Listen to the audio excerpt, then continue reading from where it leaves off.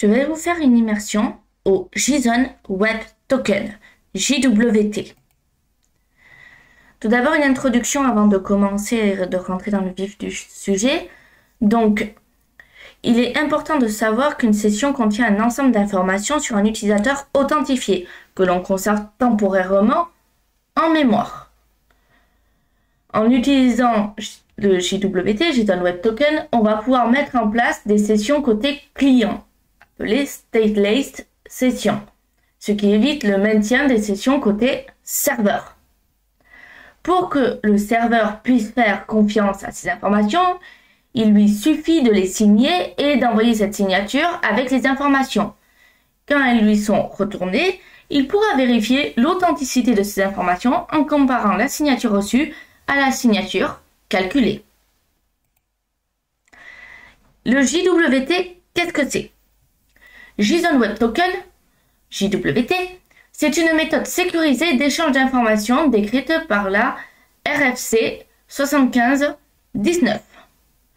L'information est échangée sous la forme d'un jeton signé afin de pouvoir en vérifier la légitimité.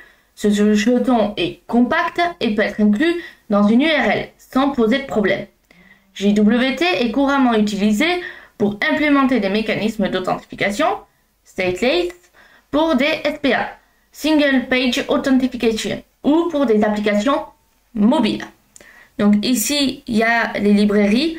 Donc je passe ma souris dessus et vous pouvez voir en bas à gauche de l'écran le lien, mais je le mettrai dans la description si besoin. JWT, à quoi ça sert? Ça permet l'échange d'informations de manière sécurisée via des jetons, tokens. Ça permet une vérification de l'intégrité des données utilisant l'algorithme HMAC ou des clés de chiffrement type SHA-256. Une petite description. Un jeton, JWT, est une chaîne de caractères que l'on va envoyer à chaque requête que l'on effectue auprès d'une API, afin d'être authentifié. Le jeton est généré par un serveur lors de l'identification d'un utilisateur et sera transmis au client. Il sera renvoyé au serveur à chaque requête HTTP, ce qui lui permettra d'authentifier l'utilisateur. Donc ici, on a le navigateur, là, le serveur, par exemple, post, login avec nom d'utilisateur et mot de passe. Ça crée un jeton JWT avec une clé secrète qui renvoie le jeton JWT au navigateur, qui envoie le jeton JWT, exemple sur un header authorization. Ça vérifie la signature du jeton JWT, récupère les informations du token et ça renvoie la réponse au client. Concernant la structure, le jeton se compose de 3 parties, concaténées par un point. Donc là, c'est entre guillemets que j'ai mis le point. Un en-tête, donc header, qui est la partie 1.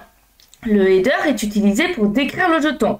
C'est un objet JSON encodé en base 64 qui contient le type de jeton et l'algorithme utilisé pour la signature. On a une charge utile, le payload, en partie 2. C'est également un objet JSON encodé en base 64 qui contient les informations que l'on souhaite transmettre dans le jeton. Nom d'utilisateur, date de création de jeton, date d'expiration, etc. Une signature, c'est la dernière partie du token. Elle est créée à partir du header et des payloads générés et d'un secret. Une signature invalide implique systématiquement le rejet du token. Il faut savoir que le header et le payload sont structurés en JSON. Ces 3 parties sont chacune encodées en base 64 URL pour concaténer en utilisant des points, comme j'ai dit précédemment. Le header identifie quel algorithme a été utilisé pour générer la signature, ainsi que le type de token dont il s'agit, souvent JWT. Mais le champ a été prévu dans le cas où l'application traite d'autres types d'objets qu'un JWT. Les informations contenues dans le payload sont appelées claims. Il est possible d'ajouter au token les claims que l'on souhaite, mais certaines sont déjà réservées dans les spécifications de JWT, par exemple ISS, qui a créé le jeton, sub, l'identifiant de l'utilisateur, IAT, date de création du jeton, EXP, date d'expiration. Attention, on ne met jamais d'informations sensibles dans le jeton car n'importe qui pourrait le décoder. Pour savoir la liste complète, on va sur ce site, donc également qui sera en description. Voici un jeton encodé et le jeton décodé.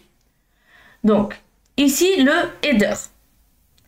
Il indique que la signature a été générée en utilisant HMAC-SHA-256. Le payload est la partie du token qui contient les informations que l'on souhaite transmettre. Ces informations sont appelées claims. Il est possible d'ajouter au token les claims que l'on souhaite. Mais comme j'ai dit précédemment, un certain nombre a déjà été prévu. Donc par exemple, sub qui identifie le sujet du token, qui le token identifie, etc. Ça, je l'ai dit dans la slide précédente. Il est fortement conseillé d'assigner une valeur à chaque champ afin de limiter la durée de vie, par exemple pour la date du token, l'expiration. Si la date d'expiration est dépassée, le token sera rejeté. Donc, il faut savoir que ici, la signature est la dernière partie du token. Elle est créée à partir du header et du payload. Je l'ai également déjà dit, mais je préfère me répéter. Et une signature invalide implique systématiquement le rejet du token. Donc, si on traduit, ça fait HMAC-SHA-256, entre parenthèses key, virgule header, plus point payload. Une fois ces trois éléments générés, on peut assembler notre JWT, donc token égale uncodebase 64, entre parenthèses header, plus le point uncodebase payload, entre parenthèses, plus le point, plus uncodebase signature. Et ça va nous générer un token. Pour encoder un jeton et vérifier s'il est valide, ce qui contient et surtout tester s'il est signé avec des clés privées publiques que vous détenez, il faut se rendre ici. Donc le lien sera également en description. Lors d'une requête pour s'authentifier, il faudra fournir les jetons dans un entête authorization contenant le mot-clé bearer, suivi du code du jeton. Le serveur récupérera le jeton et nous authentifiera. Donc comme on peut le voir ici, on a le schéma.